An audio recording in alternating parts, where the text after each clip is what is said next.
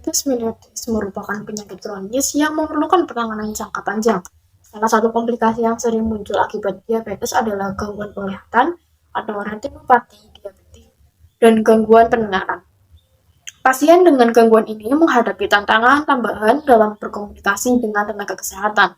Oleh karena itu, komunikasi terapeutik menjadi penting untuk membantu pasien memahami kondisinya dan menerima perawatan yang optimal.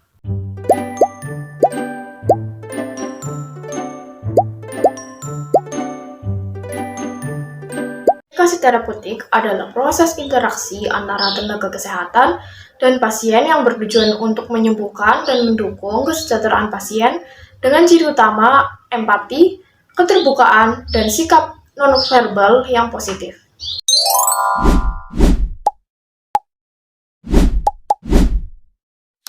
Walaupun tantangan dalam perawatan pasien, pasien dengan gangguan sensorik lebih rentan terhadap kesalahpahaman informasi medis. Hal ini berdampak pada kepatuhan pengobatan dan manajemen penyakit.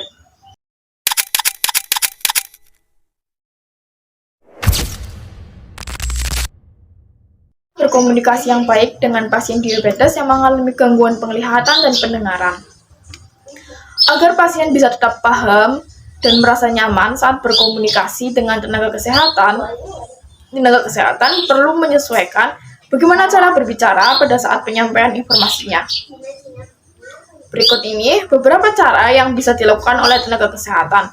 Yang pertama, jika pasien mengalami gangguan penglihatan, maka tenaga kesehatan perlu adanya untuk memanggil nama pasien terlebih dahulu sebelum melakukan tindakan atau sebelum menyentuh pasien. Yang di sini bertujuan agar pasien tidak terkejut atau kaget pada saat perawat melakukan tindakan. Dan yang kedua, jelaskan dengan suara tenang dan jelas setiap langkah-langkah tindakan yang akan dilakukan oleh perawat.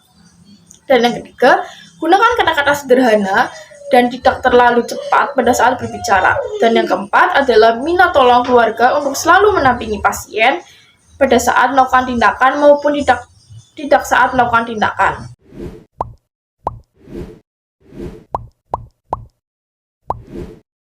Hal umum yang perlu dilakukan yaitu bersikap sabar dan ramah, dan yang kedua ulangi informasi penting jika perlu, dan yang ketiga adalah dilibatkan keluarga atau pendamping jika pasien kesulitan memahami, dan yang keempat adalah berikan kesempatan pasien untuk bertanya agar berkomunikasi berjalan dua arah.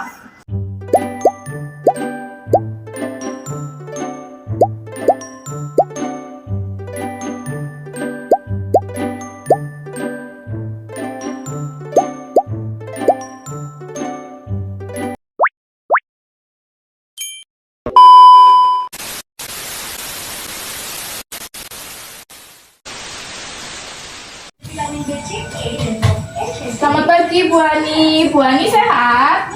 Alhamdulillah sehat, tapi mata saya buram, terus susah buat baca tulisan, terus juga buat jalan jadinya ragu-ragu.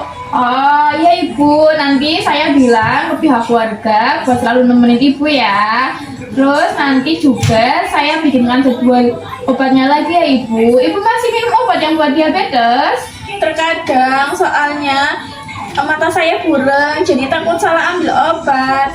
Baik, nanti saya minta tolong sama pihak keluarga buat beri tanda di obatnya ya Ibu, biar memudahkan Ibu pada saat minum obat. Ya Ibu, makasih, saya jadi lebih tenang. Baik, sama-sama Ibu. Saya permisi ya Ibu, nanti saya kesini lagi pada saat jam makan siang.